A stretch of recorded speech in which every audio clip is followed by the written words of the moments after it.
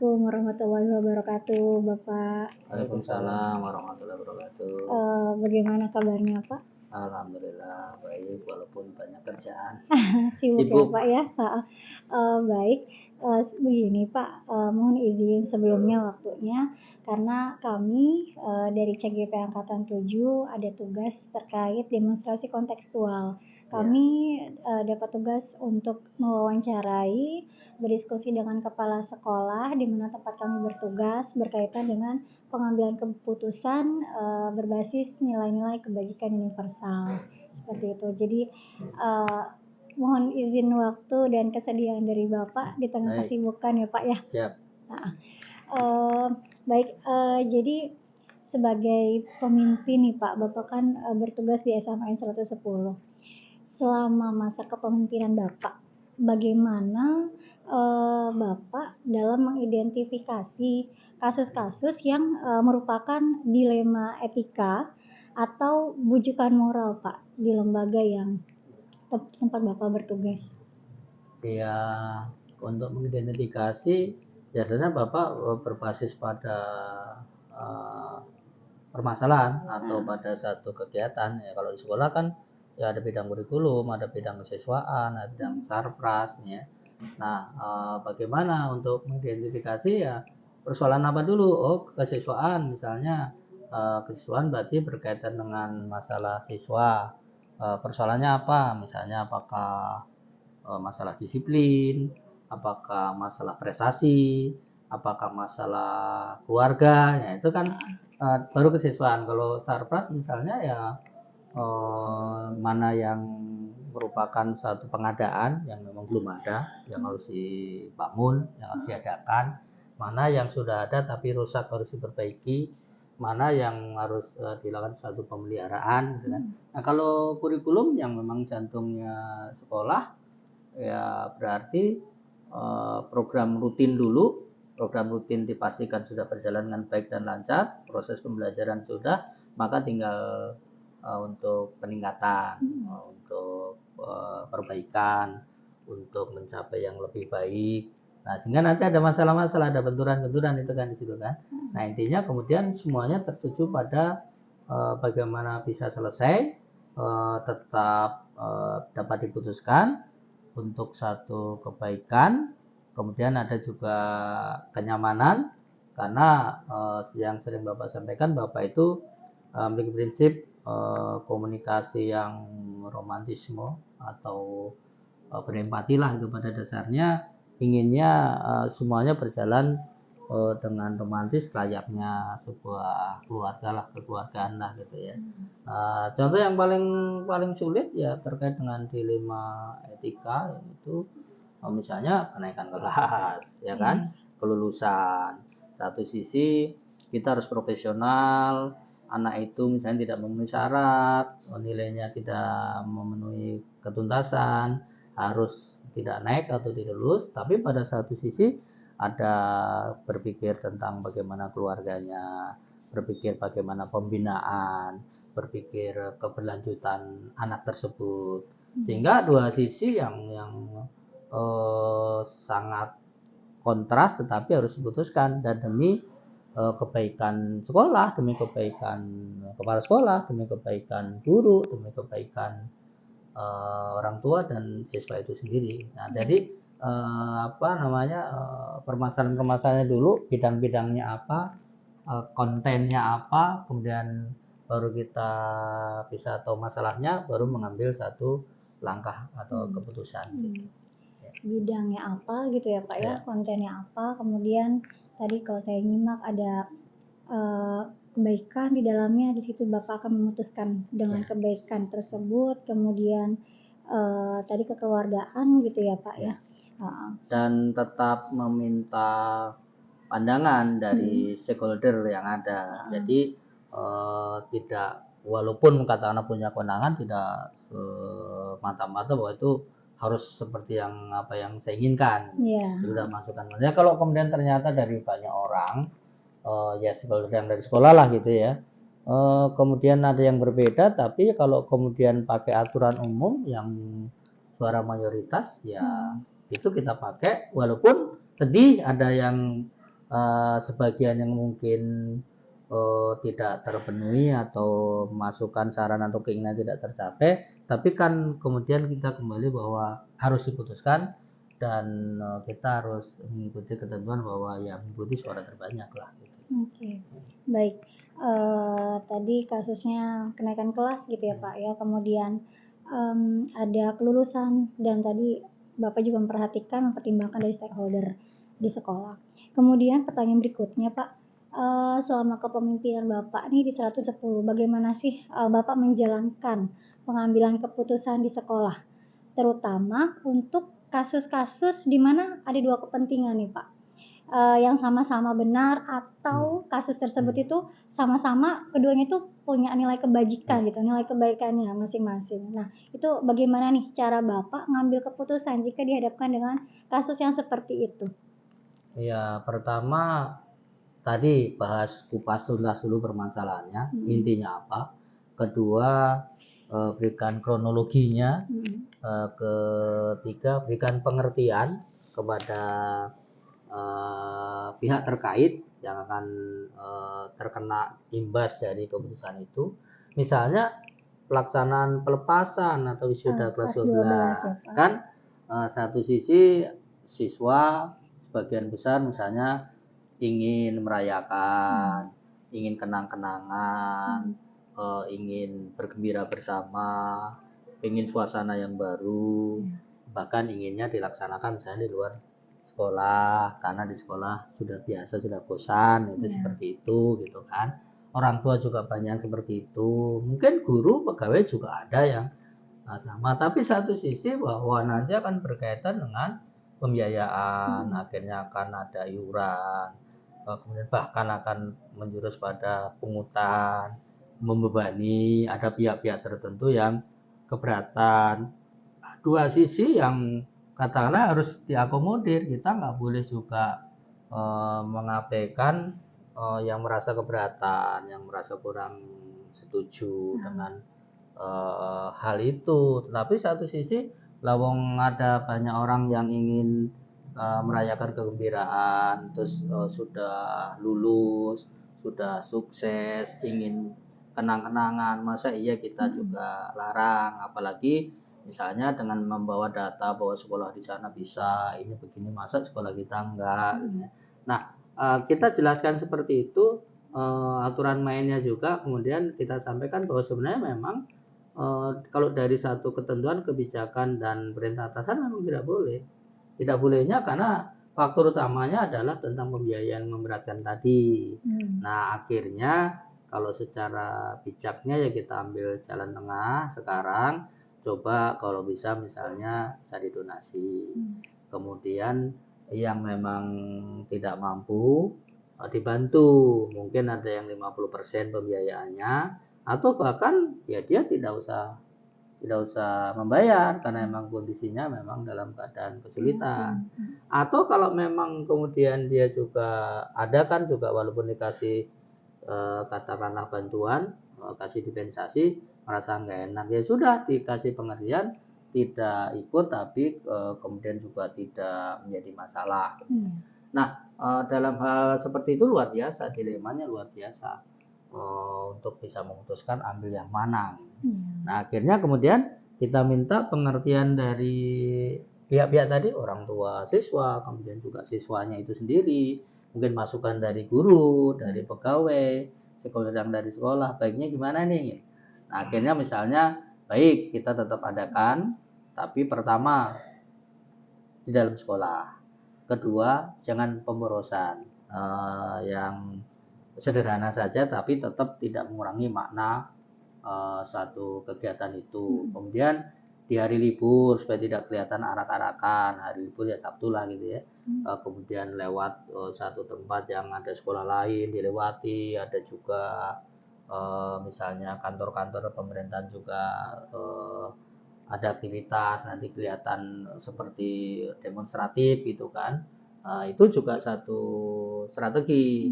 Kemudian juga acaranya dipilih yang pokok-pokok lah, yang penting-penting, termasuk pemberian penghargaan, pembacaan siswa berprestasi, kreativitas seni yang baik, sehingga yang dilaksanakan itu memang betul-betul menjadi satu kebermanfaatan atau kebermanfaatan. Nah, gitu.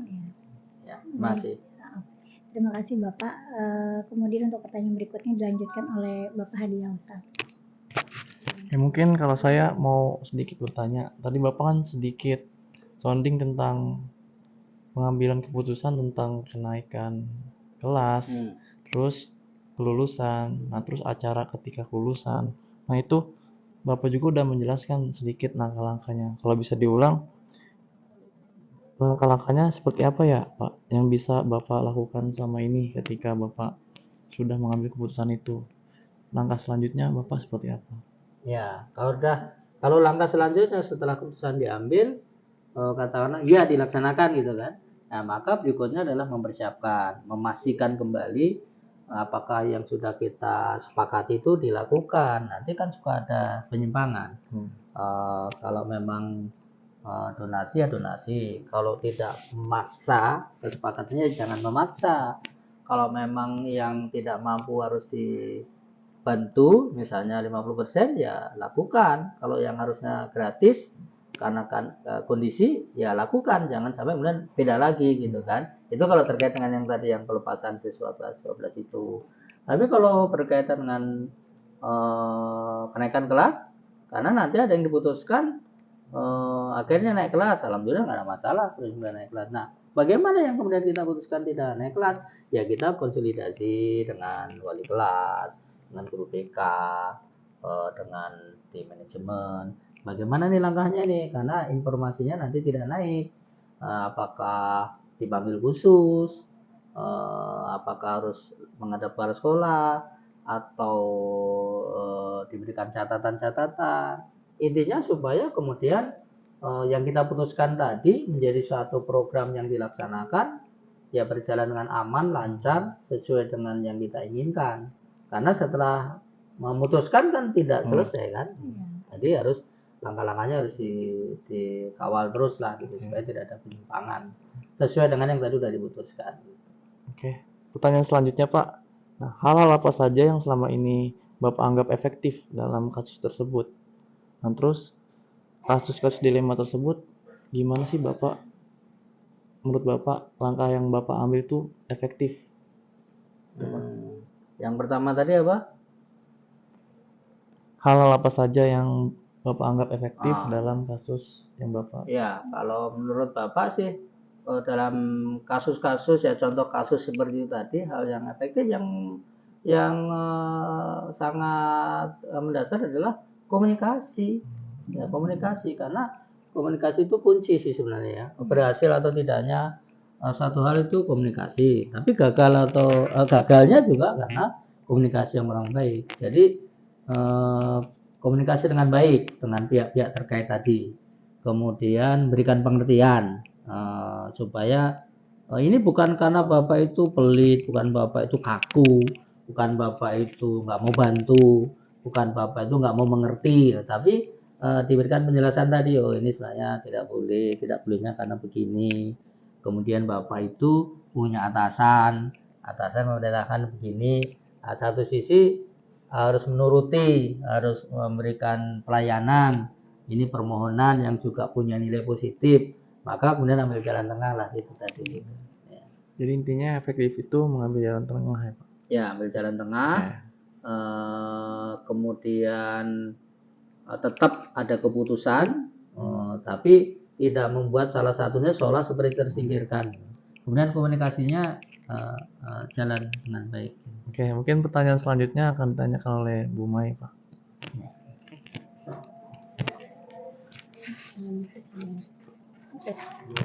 Miss Is.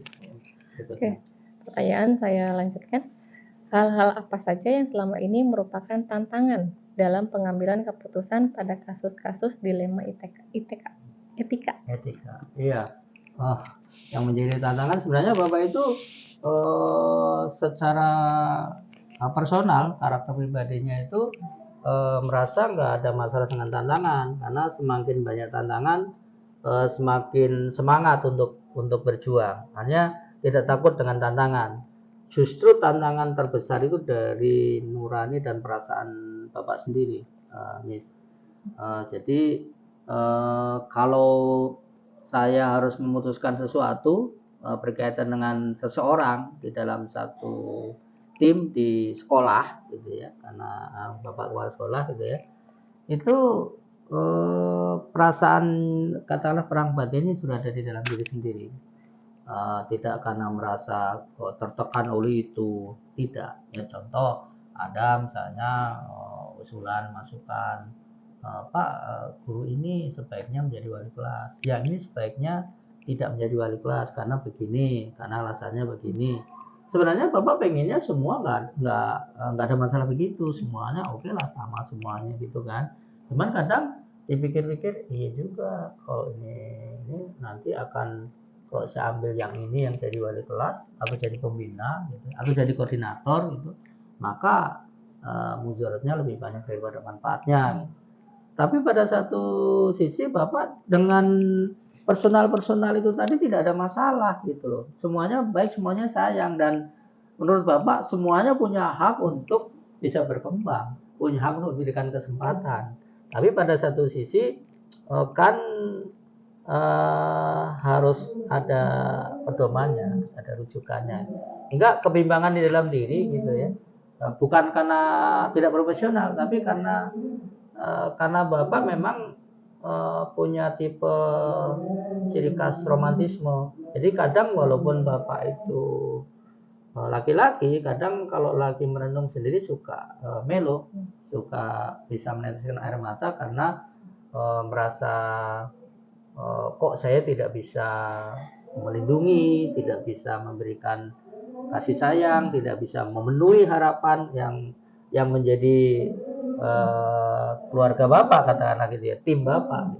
Jadi tantangan terberat Bapak justru ada pada diri sendiri sebenarnya. Kalau dari misalnya protes orang, komplain orang, cacian orang, bagi Bapak itu hal yang biasa gitu. Dan justru semakin memacu untuk terus bekerja. Tapi yang di depan pada pemikiran paling depan itu adalah saya itu mau baik, saya mau melakukan satu hal yang baik, dan itu terukur. Karena kan semua orang juga mau, kan saya benar, kan saya baik, kan niat saya begini. Kadang tapi kenyataannya tidak kan. Tapi kalau Bapak berani itu karena terukur. Artinya ketika sama-sama objektif, orang mengatakan oh iya, itu benar, oh iya itu bagus, oh iya itu boleh gitu kan. Bukan hanya karena sentimen. Kalau karena sentimen kan sebagus apapun pasti akan dikatakan tidak baik. Sebaliknya, seburuk apapun kalau memang dia katakanlah subjektif, maka kan mengatakan ya oke-oke aja gitu kan. Itu sih Miss ya. Oke, baik, berarti tadi tantangannya ada di dalam diri sendiri. Oke, baik. Pertanyaan selanjutnya, apakah Bapak pernah memiliki sebuah tata kala atau jadwal tertentu dalam mengambil sebuah penyelesaian kasus dilema etika? Apakah Bapak langsung menyelesaikannya di tempat atau memilih sebuah jadwal untuk menyelesaikannya? Bentuk atau prosedur seperti apa yang akan Bapak jalankan? Karena Bapak lebih memilih langsung, jadi tidak perlu penjadwalan, tidak perlu prosedur tertentu, pendekatan personal dan pendekatan kasih sayang, kekeluargaan, dan langsung clear. Karena Bapak itu nggak suka kalau satu hal tidak clear. Ya misalnya Miss Is pernah janji sama Bapak mau WA misalnya gitu kan, atau memberikan informasi apa, terus tidak, terus Miss Is tidak melakukan konfirmasi, sehingga menimbulkan gimana sih, kok nggak konsekuen, saya tunggu-tunggu kok gitu. Nah nanti kalau belum ada pembicaraan itu Bapak merasa nggak nyaman, merasa kiku gitu loh, kaku gitu loh. Jadi clear aja, ternyata oh Pak maaf kemarin ternyata saya ketiduran misalnya gitu. Walaupun itu membuat kecewa tapi kan sudah diklarifikasi. Jadi langsung selesai, nggak mau ditunda-tunda kalau Bapak ya. Makanya dalam kehidupan di keluarga, di rumah tangga juga, kalau misalnya istri misalnya ada hal yang kurang berkenan apa, kenapa gitu loh. Terus yang menjadi permasalahan apa, terus harus bagaimana. Contoh nih, kalau mohon maaf, menurut Bapak ini bukan satu hal yang tabu karena banyak dialami oleh keluarga-keluarga dan harus diselesaikan, bahkan mungkin menurut Bapak bisa menjadi satu contoh. Kalau Bapak oleh Ibu di rumah tidak ada masalah apapun, cemburu macam-macam tidak ada. Masalahnya hanya satu, ibu suka merasa kurang nyaman ketika bapak membantu kaitannya dengan keuangan terhadap orang lain, contoh saudara. Nah, cuman bapak berikan pengertian bahwa istri itu perhatian pertama, artinya tidak akan pernah melupakan tugasnya suami terhadap istri, jatahnya istri, haknya istri tidak pernah dilupakan, tapi berikan pengertian bahwa itu adik saya, itu orang tua saya yang dulu saya pernah bersama-sama, saya tahu bahwa dia dalam kesulitan, maka siapa lagi yang bantu kalau bukan saya, gitu kan. Berikan pengertian seperti itu, sehingga dalam menyelesaikan satu persoalan itu berdasarkan satu diskusi lah, dan bisa memberikan satu pengertian yang akhirnya merasa ya sudah, tidak apa-apa, clear lah gitu. Kalau tidak, misalnya diam saja gitu, nanti masih kikuk, tidak lost gitu loh, tidak merasa nyaman karena merasa ganjil. Di sini juga ketika dengan tim wakil yang lama, pernah Bu Linda itu pernah klarifikasi terhadap satu hal yang Bapak putuskan. Ternyata hanya karena salah persepsi atau salah paham. Ketika kemudian Bapak jelaskan itu, justru kemudian beliau terharu. Bahkan setelah itu Bapak datangi ke ruang wakil itu, beliau menganggap luar biasa gitu, maksudnya kepala sekolah kok mau sampai istilahnya nyamperin lah ke wakilnya gitu kan, untuk berikan satu klarifikasi. Dan itulah yang membuat kemudian Bu Linda saat itu justru merasa oh iya gitu, ternyata tidak persepsinya selama ini salah gitu kan, pandangannya salah, sekarang plong, dan akhirnya komunikasinya justru lebih baik. Itu sih, Miss.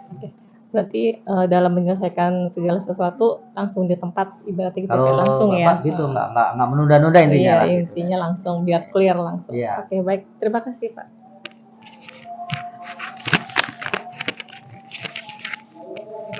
Izin menyambung pertanyaan, Mbak Sri. Ya, mengenai permasalahan dilema etika ya, Pak ya. Selama ini, Pak, ada nggak sih Pak seseorang atau faktor-faktor apa yang selama ini bisa mempermudah atau membantu Bapak dalam pengambilan keputusan, Pak? Kalau Bapak, faktor yang dapat mempermudah, membantu dalam mengambil satu keputusan bukan karena orang, hanya bukan dari pihak mana, bukan dari siapa gitu ya, tapi prinsip Bapak sendiri, Bu. Jadi Bapak itu punya prinsip bahwa yang saya lakukan itu saya renungkan dulu, bahwa yang harus saya lakukan akan saya lakukan itu benar atau tidak. Terus benar atau tidaknya tidak subjektif, terukur gitu. Bahwa itu bisa ketika dimintain pandangan ke orang lain, banyak orang itu insya Allah kebanyakan akan mengatakan bahwa itu bagus. Sehingga ketika ada keraguan itu akhirnya saya mampu menyelesaikan karena prinsip Bapak, bukan karena dikasih masukan orang, bukan karena diberikan tanggapan oleh orang, atau bukan karena mendapatkan support karena teman gitu ya, tapi karena diri sendiri, bukan mengecilkan saran orang, tetapi sebenarnya kan mau saran apapun orang itu kan akhirnya yang harus menetapkan kan kita, karena sebenarnya yang tahu permasalahan kita. Sesama kepala sekolah aja misalnya, kepala sekolah yang ini berikan saran begini, saran ini, kan kenyataannya permasalahan di SMA 110 itu yang tahu betul kan apa saya kepala sekolahnya. Nah, masukan-masukan tetap kita tahu, tapi itu juga mengambil keputusan bukan karena siapa kita, tapi karena punya satu prinsip keyakinan bahwa yang saya lakukan itu pertama beraninya itu karena niatnya baik, dan niat baiknya itu, cita-citanya itu terukur. Nah sekarang kalau Bapak ingin mengawal anak dari kelas 10 supaya nanti ketika SNPB atau SBMPTN berhasil, apa salah gitu kan? Ya, nggak akan ada yang mengatakan bahwa itu salah gitu kan. Nah kemudian saya ingin kegiatan berjalan dengan baik, anak juga punya keterampilan, punya pengalaman lapangan, terus punya kemampuan berkomunikasi, kan itu juga baik. Tinggal nanti teknisnya bagaimana, mungkin masukan-masukan mungkin pandangan bisa beda-beda, tapi itu kan ada teknis, jangan sampai teknis menghancurkan substansinya, itu di sini. Ya, jadi prinsip Bapak sendiri atau komitmen Bapak sendiri yang mampu membantu menyelesaikan masalah dari kecil, karena kondisinya memang dalam kondisi perjuangan, maka alhamdulillah dibentuk. Ya contoh, Bapak kenapa kok ngambil jurusan sejarah?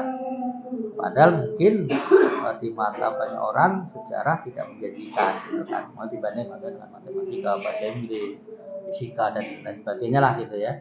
Nah ketika itu Bapak punya keyakinan apapun jurusannya, bidangnya, yang penting saya punya kemampuan, maka insya Allah saya akan sukses.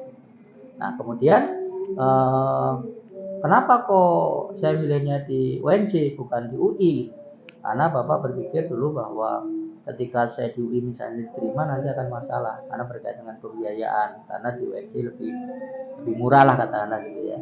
Nah, kemudian kenapa ingin menjadi guru? Tidak ada yang mengarahkan, padahal orang tua, orang sepuh, orang kuno nggak paham ya. Kenapa kok di UNJ ingin jadi guru?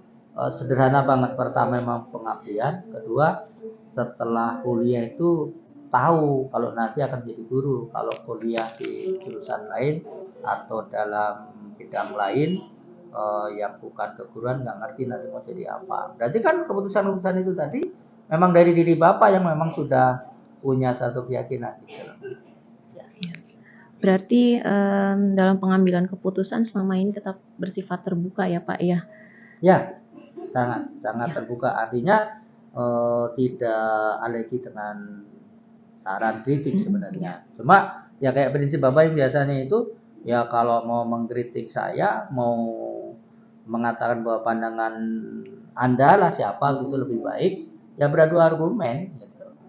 Berbasis data gitu kan, dan logis. Kalau ternyata oh iya ternyata Anda lebih bagus, saya ikut. Tapi kalau saya yakin bahwa pandangan saya benar, bisa saya berikan data-datanya, argumennya logis, ya mohon maaf tidak boleh egois gitu kan. Ya, saya lanjut ya Pak ya. Sudah banyak banget ya Pak berarti pengalaman ya Pak selama di 110 terkait pengambilan keputusan. Dari sekian banyak permasalahan dan pengambilan keputusan yang sudah Bapak buat, pembelajaran apa Pak yang bisa Bapak petik dari pengalaman-pengalaman Bapak selama ini yang mungkin nanti bisa berimbas kepada orang-orang di sekitar Bapak? Ya, dalam pengambilan keputusan seperti yang umum ya, bahwa pengambilan keputusan yang berkaitan dengan banyak orang pastinya tidak bisa menyenangkan atau memuaskan semua orang. Tapi memang harus diambil keputusannya kan. Maka dari itu hikmah-hikmah yang bisa dipetik dari pengambilan keputusan itu adalah pertama, semakin tahu tentang karakter orang. Artinya yang kita pimpin, kalau Bapak kan kepala sekolah ya, bahwa kita ngambil keputusan gini pada sekelompok orang ini cocok, tapi mungkin dalam sekelompok orang lainnya kurang pas. Sehingga kita bisa paham, oh berarti yang tipe-tipe yang ini tuh maunya begini. Maka Bapak bisa berpikir mengambil langkah ke depan, merancang yang kiranya bisa mengakomodir yang kelompok itu ya, sehingga semuanya terangkul gitu loh. Jadi hikmahnya dalam pengambilan keputusan itu pertama bisa memahami karakter orang yang berbeda-beda, kedua bisa punya gagasan atau ide yang baru untuk bisa mengambil langkah berikutnya dalam rangka memenuhi harapan yang ketika kita putuskan yang pertama itu dalam pihak-pihak tertentu yang tidak terpenuhi lah keinginannya gitu ya. Kemudian hikmah berikutnya bisa mengukur kebermanfaatan dari satu keputusan itu, karena keputusan yang diambil bisa saja benar dan bermanfaat, tapi bermanfaatnya banyak. Bisa juga terukur benar, ada kebermanfaatannya, tapi hanya 50%, atau bahkan banyak manfaat yang diperoleh tapi ternyata mudaratnya lebih banyak misalnya. Jadi mendewasakanlah gitu dari pengambilan keputusan buat kita lebih dewasa lagi dalam menyelesaikan satu masalah dan mengambil keputusan berikutnya nanti. Baik Bapak, tema tentang pengambilan keputusan berbasis nilai-nilai kebajikan universal sebagai seorang pemimpin mudah-mudahan bisa membawa banyak manfaat untuk kita semua ya Pak ya. Mungkin hari ini kami cukupkan Pak. Terima kasih banyak untuk waktu dan kesempatannya. Kurang lebihnya mohon maaf Pak dari kami. Assalamualaikum warahmatullahi wabarakatuh. Waalaikumsalam warahmatullahi wabarakatuh. Terima kasih Pak.